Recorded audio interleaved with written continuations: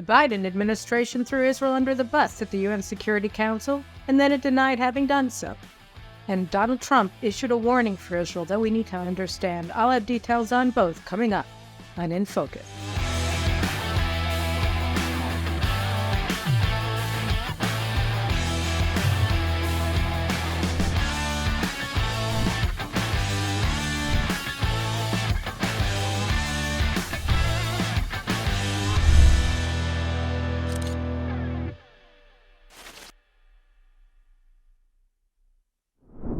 On Monday, the Biden administration abstained from a UN Security Council vote on Resolution 2728 relating to Hamas's war against Israel in Gaza. And by abstaining, it allowed it to pass. A lot of people think, well, if they abstain, how can you say that they supported it? Because the United States is really the only bar between the UN condemning Israel's very existence and the existence of the State of Israel. It has a veto. And generally, as a matter of course, the United States, under successive administrations, used its veto in order to bar anti-Israel resolutions that would, in a significant way, undermine Israel's ability to defend itself against its enemies from passing. So if you abstain, you allow something to pass, which means that you support it, which is what the United States did. Now, what is the resolution that the United States supported? The United States would like us all to believe that there's nothing wrong with the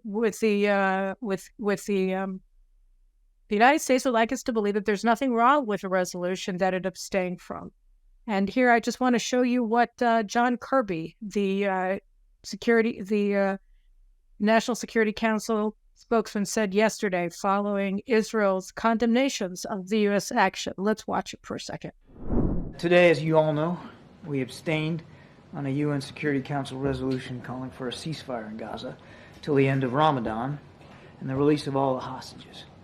Our vote does not, I repeat, does not represent a shift in our policy. We've been very clear, we've been very consistent in our support for a ceasefire as part of a hostage deal. So what is Kirby saying here? What Kirby is saying is, look, there's no change in our position. By the way, just what he said is exactly the same thing that Matthew Miller, the State Department spokesman, said. There's been no change in our position. So this is incorrect. And first thing that you need to do is just look at the resolution to understand what it says. So the resolution, in the operative part of it, every UN resolution starts off with a sort of preamble that puts it into a context of previous actions by the UN Security Council, etc. And then it goes into the operative part of the resolution where it says what it wants to do now.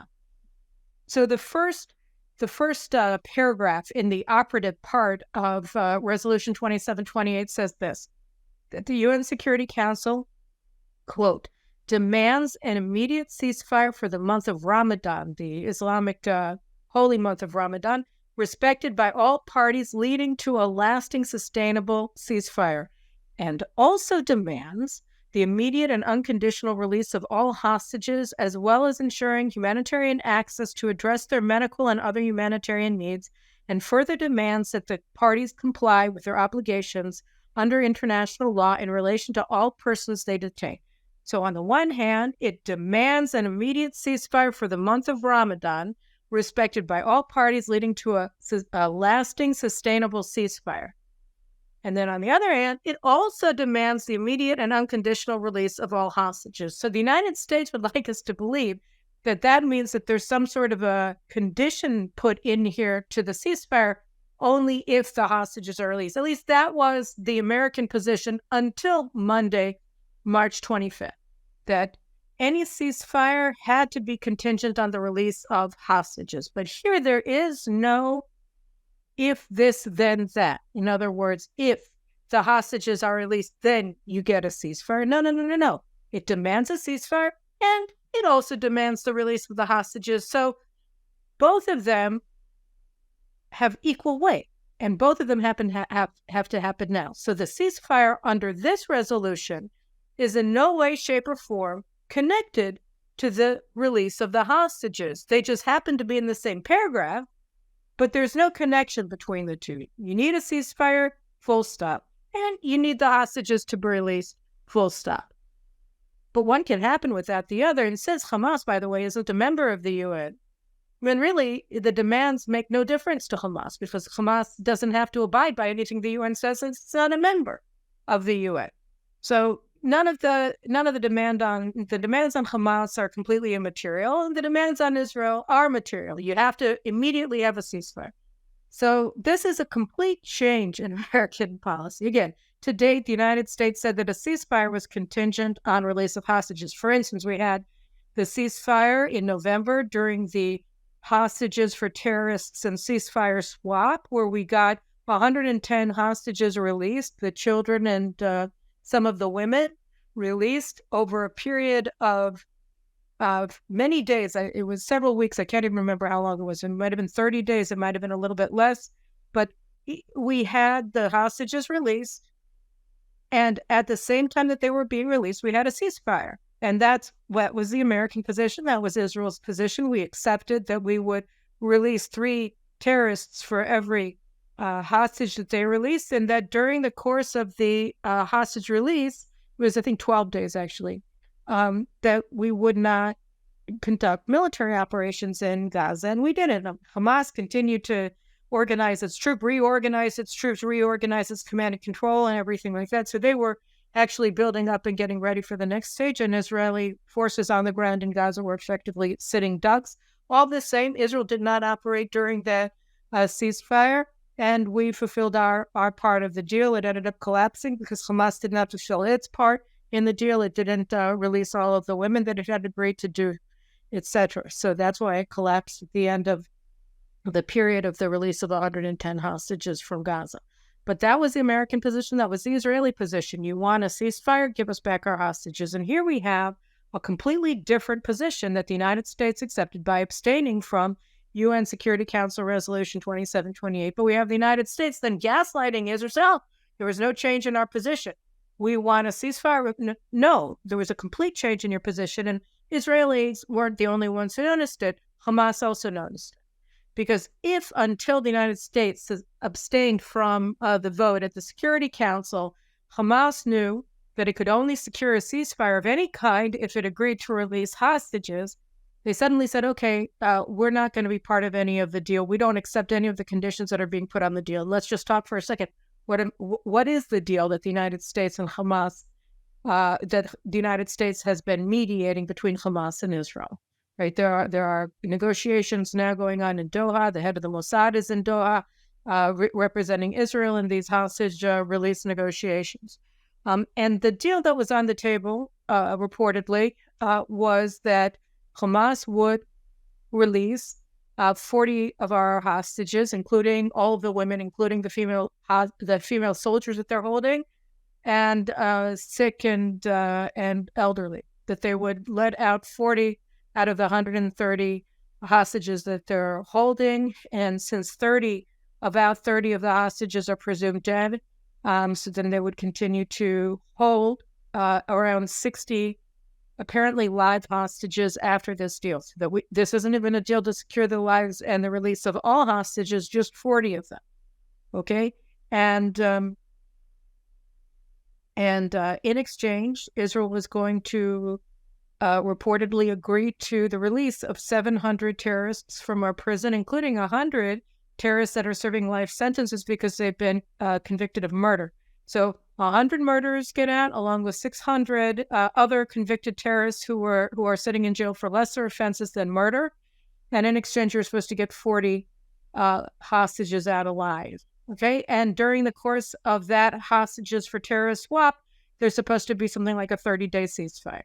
Right, so that's a deal that was on the table until the United States abstained and enabled the passage of a UN Security Council resolution that makes that does not condition a ceasefire on the release of hostages. And then suddenly, Hamas says, first of all, they welcomed the resolution as well. They would, as did the Iranians. They welcomed this Russian, Chinese. Drafted or sponsored resolution in the UN Security Council, which you would have expected them to do, and Hamas welcomed it, and Hamas responded by withdrawing what apparently was its previous willingness to consider this hostages for terrorists and ceasefire swap that was on the table in Paris and in Doha, etc. that Israel was willing, reportedly, to accept to get our hostages out. And really what Hamas's move signaled is that because the United States changed its policy, contrary to what John Kirby and Matt Miller at the State Department and other American spokesmen would say, the United States changed its policy, made the release of hostages no longer a condition for a ceasefire. There is actually no longer any, apparently, I would argue that there is no longer a diplomatic path towards freeing the hostages. The only way, after what the United States did to release the hostages that Hamas is holding, including several Americans, is through military action by Israel. That's the only way, because the United States' move just vacated any chance of a diplomatic deal being reached between Israel and Hamas. We have nothing to offer them. The United States just gave them a ceasefire for nothing. So why should they pay with the coinage of hostages that they're holding in order to get something that they already received for nothing? So now the only way to release the hostages is for Israel to go in and save them. So thank you very much, the United States of America. President Biden promised, right, when he came to Israel. He promised when he came to Israel in October. He promised at his State of the Union address when he spoke to the families of hostages who he invited to Congress to sit and listen to his speech, that he would not abandon the hostages, that he was fighting for the hostages, that the United States was committed to their release. He just broke his word completely by abstaining from this resolution that delinks a ceasefire from the release of hostages, meaning that the only way for hostages to be released is for Israel to go in and free them. That's it. There's no other way. It's only a military solution now. There's no longer any diplomatic path forward for releasing the hostages, thanks to the change in the Biden administration's position vis-a-vis Israel and Hamas, as manifested in its abstention at the UN Security Council on Monday.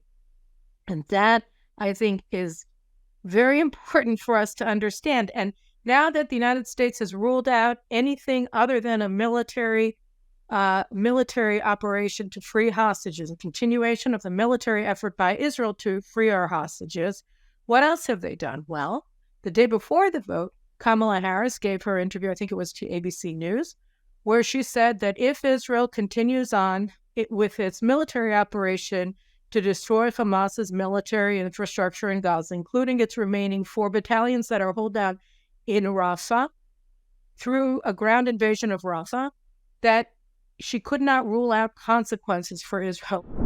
We've been very clear that it would be a mistake to move into Rafah with any type of military operation. A mistake, but would there be consequences if he does move forward? Well, we're going to take it one step at a time, but we've been very clear in terms of our perspective on whether or not that should happen. Are you ruling out that there would be consequences from the United States? I am ruling out nothing. Well, we can believe her because there keep being consequences for Israel not bowing out and accepting defeat at the hands of Hamas from the American perspective. Every day there's an escalation in American rhetoric. There's an escalation in American animosity towards Israel. I think we talked about it last week, that the United States wants to build this port in Gaza, that they're handing over to the control of the Hamas-controlled contractor, the Al-Sisi Corporation, Hissi Corporation, which is controlled by Hamas, which is Hamas's main contractor for infrastructure work in Gaza, including, presumably, their main infrastructure in Gaza, which is the 400 miles of tunnels that Gaza used. All of the cement that the international donors brought into Gaza to rebuild Gaza, they used that cement and concrete in order to build 400 miles of underground tunnels. So the United States, first, now they want to build a port. They want Hamas's contractor to build the port. They want Hamas's state sponsor, Qatar, to pay for the port. And they're threatening consequences, further malign action by the United States, further hostile action by the United States, whether on the ground in Gaza or in the diplomatic circles or wherever, or in economic levels, wherever it happens to be, if Israel conducts the ground operation in Rafah that's required in order to secure military victory in this war. And thanks to the United States' action at the Security Council to secure the release of our hostages, then Israel will face consequences. In other words, the United States just blocked any diplomatic solution, if you will, to the war with Hamas by siding with Hamas at the Security Council and blocking any non-military path for the rescue of the hostages. And at the same time, the United States has set Israel up for a major crisis in relations and payback consequences, as Vice President Kamala Harris made clear, if Israel does, in fact, move towards a military resolution of the war with Israeli victory. So diplomatic path has now been shut off by the United States at the UN, and a diplomatic path the United States is trying to shut off by undermining and denying that Israel has the right to continue to prosecute the war to victory by taking Rafah. And again, just to remind, we talk about this all the time because the thing has been put off for so many weeks that we keep repeating ourselves. Why is it so important for Israel to conquer Rafah? It's important for two reasons. One is because, as John Spencer, the head of the West Point Urban Warfare Institute, said on this show a couple of weeks ago, that Hamas it carries out acts of terrorism, but it's an army. When it invaded Israel on October 7th, it had a 30,000-man army that was well-trained, divided into units, into regular fighting units, light infantry units, artillery units, missile units, cyber warfare units, etc. Right? And it invaded Israel with the strength of a division. And it took territory, and it used its control over territory in order to carry out a slaughter, the likes of which we hadn't seen since the Holocaust, and in many areas that we hadn't even seen in the Holocaust in terms of the barbarism and the utter sadism of the slaughter.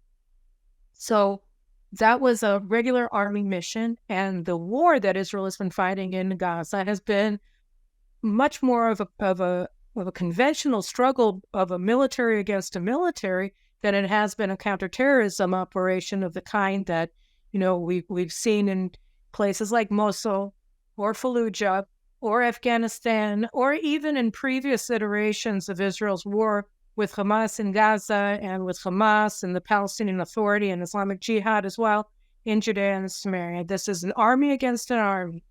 And Hamas army has 4 remaining battalions intact in Rafah, and in order to secure a military victory, Israel has to take apart those battalions, destroy them piece by piece, as it's destroyed the other Hamas battalions and other engagements, whether in Khan Yunis or in Deir al-Balah or Beit Hanun or anywhere else, right? So that's what we need to do. And then once we do that, we can get to a lower intensity phase of the war, which is the counter-terror phase of the war. Once Israel takes over Gaza physically, by ending the conventional phase of the battle, by destroying Hamas's military, then Israel can move to the more what would be more reminiscent of a counterterrorism operation. We've seen this, for instance, over the past 2 weeks at Shifa Hospital in northern Gaza, in Gaza City, where Israel went in initially in November, and then after we left Shifa, we uncovered their tunnel complex in some of the buildings, and we found a lot of military materiel. In that hospital, we saw evidence. We were able to show evidence that they had taken hostages into Shifa Hospital, and they had held hostages, including babies, inside of the hospital. So we know that the hospital was, in fact, used as Hamas's terror headquarters. But then the Hamas terrorists fled Shifa in one of the humanitarian pauses or another to a humanitarian safe zone, and then they came back. They came back apparently through tunnels that Israel hadn't uncovered yet, and they're not wearing uniforms most of the time now, when they already have their weapons pre-positioned so they can wander around above ground without weapons, and then they go in and they take their weapons because they know where they are, and Israel still hasn't found most of them, apparently. So Israel went back into Shifa Hospital on March 17th, and this was a counterterrorism raid, right? We went in at dawn when they weren't expecting us. And within, several days, we had arrested or killed over 1,000 terrorists. And, then they said, Israel kills 1,000 people in Gaza. Well, no, but we did arrest that, I don't know how many hundreds of terrorists, and we killed a bunch of others. And they added up to the same number that the Hamas Ministry of Health said that we had killed. So that was the Shifa operation, and we found massive amounts of arms in Shifa, hidden in maternity wards and the MRI wards, and the burn unit. They're shooting mortars from the maternity ward at IDF forces, et cetera, et cetera. So we've seen some really hard fighting in Shifa, but this is a counter-terrorist operation. This isn't the conventional operation in which Israel initially seized Shifa Hospital, but this is a kind of long slog that Israel will enter into in Gaza, all over Gaza, once Israel takes Rafah. But we need to first destroy their conventional forces, and the remaining conventional forces are in Rafah. And I would argue, just as importantly, if not more importantly, from a strategic perspective, it's not just the battalions that Israel has to take. Rafah is located along the international border with Egypt. So long as Hamas controls an international border, it will be able to continue to rebuild its strength through its subterranean tunnel things, through smuggling networks of their allies in Egypt, Sinai Peninsula, et cetera, et cetera. So Israel needs to take out Rafah in order to win the war. It's very, very simple. So the United States blocks diplomatic avenues of concluding the war through negotiated ceasefire in exchange for the hostages on the one side, and on the other side it says you're going to wreck your relationship with the United States now that we've offered you no venue for operations other than military. If you engage in that venue, if you go down that road, then you're going to undermine your relations with the United States. So that's the choice that the United States is now presenting Israel with. Anything that you do to try to win the war is going to undermine your relations with the United States. Now go figure out what you're going to do. Well, the Israelis decided what we were going to do. They go into Rafah. So I think that's very important. We've set up the humanitarian safe zone along what's called the Mawasi on the coast. And, Israel will be setting up tents there and everything like that for the civilians. And they'll be able to go there and we'll be able to operate in Rafah. That's just how it goes. It's just a matter of time. Why is it taking so long? Well, it's taken so long because Israel, until Monday, when the United States did what it did at the Security Council, was trying very hard to persuade the Biden administration to support us, to continue to support us, or to renew the support that it has rescinded from Israel, so that when we enter into this decisive phase of the conventional war in Gaza, that we'll do so with American support. And what they did in the UN is said, now you don't have it anymore. So, people are questioning whether Prime Minister Netanyahu was right when he responded to the American abstention at the UN Security Council by canceling the delegation that he was about to send to Washington to discuss America's objections to Israel's planned ground operation in Rafah or not. We were supposed to see him send Strategic Affairs Minister Ron Dermer and National Security Advisor Tzafi Hanegbi to Washington to talk to their U.S. counterparts. They were essentially summoned to Washington to do so by Blinken, by Secretary of State Blinken and President Biden and all the rest of them, because the United States wanted to, call them on the carpet and say, you're not allowed to go into Rafah. And then they were supposed to plead their case saying, please, Your Majesty, this is why we need to do it, and please support us, and hopefully convince them. But the minute that the Biden administration abstained at the UN Security Council, it's clear that there's nobody to talk to. So Netanyahu said, no, we're not going to send you guys. I'm not sending you guys to Washington. I'm not sending my delegation. And therefore, because there's no point. That's what he said. That was essentially the message that he communicated, that what you did shows that there's really no point. You don't care about proof. You don't care about evidence. You've decided to go down this road. Okay, so you're there. Fine. I mean, we just have to do what we have to do in order to win, and that's what we're going to do, which he said that earlier this week or last week. I can't remember anymore. He said, look, we want the United States to support us going into Rafah, but whether they support us or not, we're going in. And I think that's very, very much the case. I mean, and of course, just to get a little tiny bit. So, we have Yoav Gallant, the defense minister, is in Washington now. It was, planned because the United States was saying that they were going to withhold further armaments to Israel. Unfortunately, the House still has not passed the proposed 14.3 or 13.4, $14.3 billion in arms that Biden had promised to Israel already back in October. It passed through the Senate, but it passed through with Ukraine aid, and so you have people in the House who don't want to pass Ukraine aid, and so it's all being held. So anyway, it hasn't passed yet, but which is pretty bad for Israel. But Gallant went there this week because the administration said, well, you have to commit to us in writing that all the weapons that we send you, you're going to use in accordance with international law, which of course Israel does. And so it's just a way to humiliate us. And Gallant went and he signed the piece of paper, said, yes, we abide by international humanitarian law, duh. And he's there now. I mean, he can talk to them as much as he wants, but the policy set by the prime minister is a policy of Israel. We have to go into Rafah. And by the way, Gallant has said that as well. And that'll be the end of that. When you're looking at this, a lot of people in Israel are seeing the American presidential election, seeing that Biden seems to be just transfixed by the Muslim vote in Michigan, even though, according to a poll that I saw, I think it was CNN, Trump was leading Biden in Michigan by, I don't know, was it 20 points or something like that? And it was all attributed to the United Auto Workers Union that views Biden as its enemy, as the enemy of the auto industry, rightly, because of the mandates that he put on electric vehicles, which Americans don't want. So all the lines are going bankrupt because they're putting out these cars that the United States hasn't set up the infrastructure to sustain. You don't have the charging stations for them. It's too expensive, whatever the case may be. The repairs are expensive. People don't like them. They want to have their gasoline engines that they always had. They're much more reliable. And again, you have the infrastructure there in the United States already set up for them, something that you don't have apparently for mass production of electronic vehicles. At any rate, the UAW is very, very angry at Biden, and that's why he's losing. It's got nothing to do with Muslims. We talked about this at length a few weeks ago, that the Muslim vote really isn't that big of a deal. And by the way, if push comes to shove and they're faced with a Trump presidency, that they'll, in all likelihood, put their fingers on their nose and go vote for Biden. It's like most responsible voters do when they're faced with a choice between something that they can't accept and something that is minimally acceptable.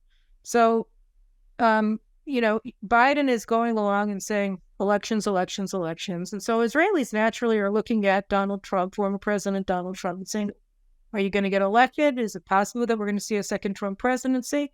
And hoping very much that we will. Most Israelis really do prefer to have a pro-Israel president than a pro-Hamas president. Most Israelis prefer to have a pro-Israel president to a pro-Hamas president. Go figure. And Trump gave an interview, I think it was on Friday, that was just broadcast yesterday to Israel's newspaper, Israel Hayom, where he answered a lot of questions about his view of Israel, his record on Israel, and how he views, the state of American-Israel relations, etc., with Israel Hayom. And when he was president, as he said in this interview, he was the most pro-Israel president in history. And not only did he recognize that Jerusalem is Israel's capital, he opened up the U.S. Embassy in Jerusalem, which was really a watershed moment in Middle East history and opened up the path for the Abraham Accords. He also recognized Israeli sovereignty in the Golan Heights, which was extremely important for undermining Iran's web of proxy armies surrounding Israel. It was a very important move. It also had economic implications for Israel, which were very important. So American recognition of Israeli sovereignty was very important. And as he stated, the most important thing, arguably, from a strategic perspective that he did, that helped Israel and helped the United States as well, is that he left Obama's disastrous nuclear deal with Iran from 2015. It took him a while, but he did vacate U.S. signature to the JCPOA, so-called, and towards the end of his presidency, he went full-on implementing crippling economic sanctions on Iran. And he talked about the severe economic ramifications of his move on Iran in that interview with Yisrael Hayom. And what he said was absolutely true. He said that he crippled the Iranian economy. They didn't have the money. Their foreign reserves were almost gone by the time he left office. And Iran simply didn't have the money to fund its proxy armies, Hezbollah, Hamas. It's not that they were starving or anything like that. They did have weapons, but they didn't have the weapons and they didn't have the economic confidence or the strategic confidence in Iran that they needed in order to go forward with the invasion of October 7th. So in that sense, everything that he said was absolutely correct. His policies on Israel were tremendous. They stabilized the region in a way that it hadn't been stabilized in many, many decades. and opened up an era of peace with the Abraham Accords. His policy here was extremely successful, and it was predicated on strong U.S. support for Israel. By the way, he also recognized that the Israeli communities beyond the Green Line, beyond the 1949 armistice lines, are legal under international law.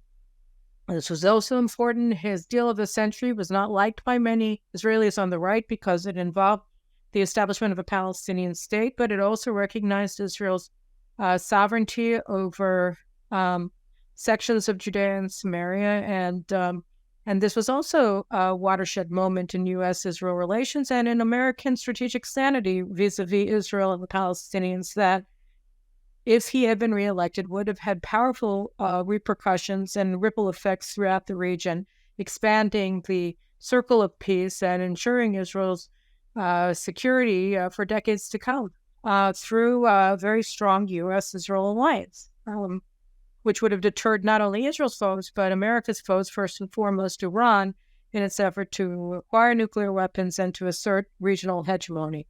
So that was all true. But, one of the things that we found throughout his 4 years in office was that there was a gap between extraordinary policies on the one hand and rhetoric on the other hand that oftentimes fell short and was easy to criticize by Trump's enemies at home, and that they would use his rhetoric time after time in order to try to allege or assert that he was anti-Semitic, that he was sympathetic towards anti-Semites or whatever.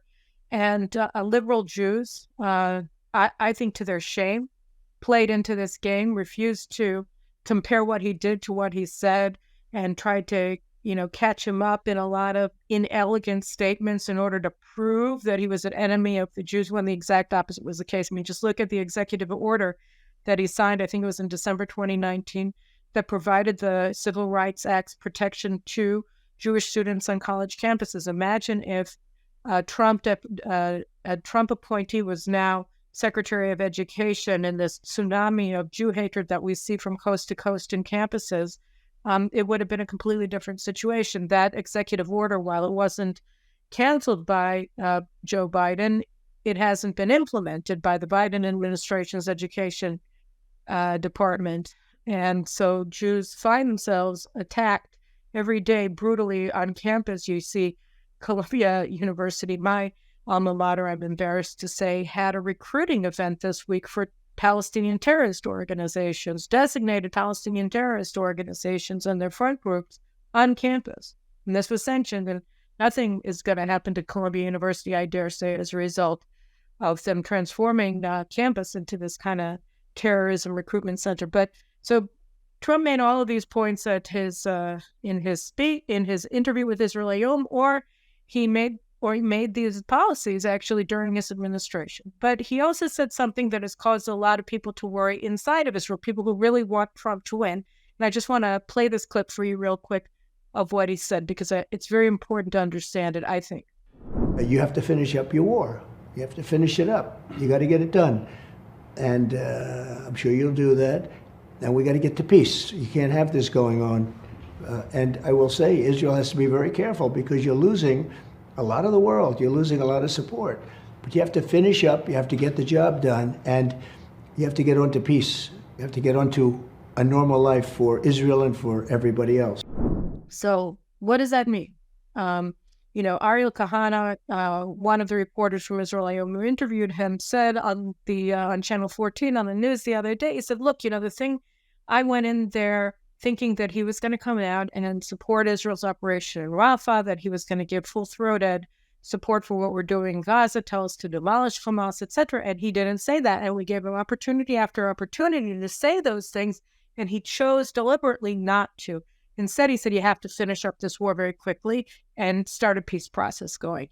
And Kahana, I think he resonated the fears of many Israelis. I mean, we know that there's no chance of peace. It's utterly delusional, and it's delusional as well to think that you can have a Palestinian state that wouldn't pose an existential threat to Israel after October 7th. And, 80% support that Hamas and the actions that it took, the atrocities it carried out on October 7th, receives the support of 80% of Palestinians, both in Judea and Samaria and in Gaza. This is a big deal, right? So the fact that Trump didn't give that kind of full-throated support for Israel's war effort was really troubling to Israelis. And I think that it should be troubling to Israelis, but it tells us something. It tells us two things, actually, that are really important to point out now so that both we're able to kind of sort of equalize, or whatever the word is, to kind of, balance our expectations, pace ourselves, to understand what we're facing, not, fantasize about ideas that aren't going to be, and also to make the most of the possibility that Trump may become president. And I think that those are both very important things to just talk about for a second. So the first thing is, when the Democratic Party under Biden really has become a party of anti-Semitism, I talked about in my article last Friday how the Biden administration today is advancing a series of blood libels around Israel that demonize the Jewish state and its population and delegitimize our very existence. And there are things like, embracing Hamas's propaganda numbers of casualties and saying that we're killing all these innocent civilians, when in fact, there's the lowest ratio of civilians to military casualties on the Palestinian side that we've ever seen in the history of warfare. It's 1.3 civilians to 1 Hamas terrorist, and that's at sort of the high end. Other assessments have it as less than 1 civilian to Hamas terrorists. For instance, in the operation at Rafah hospital, not 1 civilian was killed, right? So, Israel has the lowest civilian casualty level in the history of warfare, and yet the administration is maligning us and saying that we're killing too many Palestinian civilians based on Hamas's propaganda numbers. Then you have Samantha Power joining the EU, accusing us of intentionally causing a famine in northern Gaza. This is just a pure lie. It's a total lie. And so, you have an administration that is parroting or resonating the anti-Semitic libels that are being put out by anti-Semites in the Democratic base. But there are also anti-Semites on the Republican base, and the Republican Party is very pro-Israel. But there are a lot of different factions inside of the Republican base, and we have to be aware of that fact. We also have to be aware of the fact that all politicians want to sort of be where the center of gravity of their country is. And so if you have, half of the country that is willing to embrace or at least not condemn anti-Semites in its base, it means that anti-Semitism is also becoming more. In the United States in 2024 is a much more permissive environment for anti-Semitism than it was, say, 8 and 10 and 15 years ago. And I think that's a very important point to make. And so, a Republican looking at the map nationally and not just, my state or your state or whomever, he has to think about those factors as well. And so that's one aspect of it. But I think that here is the most important aspect, which is that Israel has to make the case for Israeli sovereignty in Judea and Samaria. It has to make the case to reject and to discard the canard of the two-state solution. That there is no two-state solution. That you have to choose. You either want an annihilationist, genocidal Palestinian state that will commit genocide of the Jews of Israel, as we saw on October 7th, if given the opportunity, or whenever given the opportunity. We just found a massive cache of Iranian arms that had been smuggled into Judea and Samaria for the purpose of massacring Jews in Judea and Samaria and in Israel's major population centers. And we're talking about anti-tank mines, we're talking about RPGs, we're talking about, thousands of Kalashnikovs. Just massive amounts of arms that were brought into Judea and Samaria for the purpose of massacre, right? And that's what they want. And this is what you'll get if you get a Palestinian state, which is why Trump's former ambassador to Israel, David Friedman, is now coming out with a program that rejects the Palestinian states and calls for Israel to apply its sovereignty in Judea and Samaria, period. Because, if you're going to choose one state over another, if you have to choose, then choose Israel. And I think that Israelis need to make the case very clearly what it is about a Palestinian state that is insufferable, that is unacceptable to Israelis. Why is it that over 70% of Israelis reject Palestinian statehood today? We saw what it is on October 7th. This is what it is. There's been a Palestinian state in Gaza since 2005, and this is what it came up with. A one-day Holocaust. Which, by the way, we saw when it was reported this week, finally exposed that that they had a stage 2 plan of October 7th, that if we hadn't really stopped them in a serious way by 12 noon, then a second wave was supposed to go through. One was supposed to go down to the nuclear reactor at Mona in the Negev, and the other one was supposed to go up to Tel Aviv to conduct further slaughter. This was a suicide mission, particularly to Tel Aviv, by all counts. There's no way that they were going to make it back to Gaza after doing this. But they wanted to kill thousands and thousands more people in Tel Aviv. That was what they wanted. This is who they are, right? This is who they teach their children to be. And so, we have to be able to make the case to people like Trump, who are definitely not anti-Semites and are pro-Israel. This whole idea of peace has to be made without a two-state solution. Make it by rejecting the two-state solution. The peace can't come as a result of a two-state solution. It can only come without one. That's the only way that you can have one. You want to push back Iran, then the way to do it is to push forward Israel, is to stand with Israel. And the final thing that you have to understand when you're looking at the dynamic inside of America, with the rise of anti-Semitism, which I hope gets tamped down and crushed really in the near future, particularly under a Trump presidency. I don't have any expectations at this point from a Biden one, is that Israel, when we're moving forward in our relations, whether with the Democrats or the Republicans, we can't be doing it on the basis of dependency on American munitions and resupply. We need to build a partnership. If the United States wants to disengage, who wouldn't, from the Middle East, then the way that you do it securely is by empowering your allies who share your enemies and who will fight your enemies because they're their enemies. Israel's enemies are America's enemies. So we need to develop a strategic partnership with the United States, not to further deepen our dependence on the United States. I got smashed on Twitter today because I said, we have to cancel our order for another squadron of F-35s. We should be taking our money, we should be taking our resources, and we should put them into developing a missile and unmanned aerial vehicle corps, to match our Air Force, parallel to our Air Force, that is going to be dealing with current and next generation trends. When you look at the war in Ukraine, you see that, the future does not belong to manned flight. It belongs to unmanned flight, whether it's hypersonic missiles that are essentially stealth missiles because they travel so quickly and low, or whether it's unmanned aerial vehicles, which in many cases can replace manned aerial vehicles.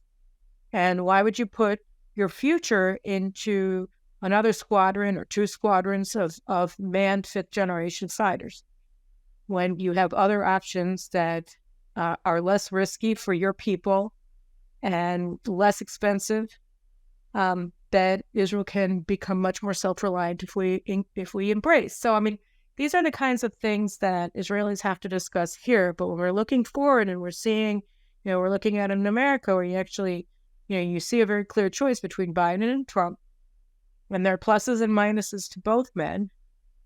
From an Israeli perspective, the pluses on Trump's side are very clear. And what Biden just did to us at the UN Security Council and is doing to us every day in his objection to an Israeli military victory on the other end were very clear.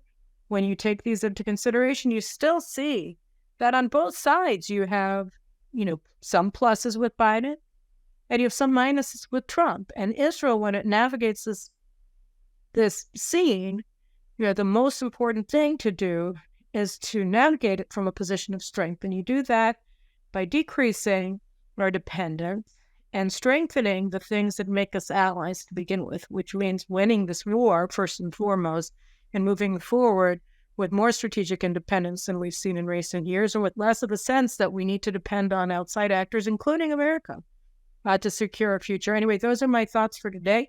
And I'll talk to you again later this week. We also have a really great guest coming up, Patricia Heaton, the actress. Everybody loves Raymond. Everybody loves Patricia because not only is she a fantastic actress, but she's also an extraordinary friend of Israel and of the Jews. And she's got a lot to tell us about what she's doing. So I'm looking forward to talking to her as this week progresses.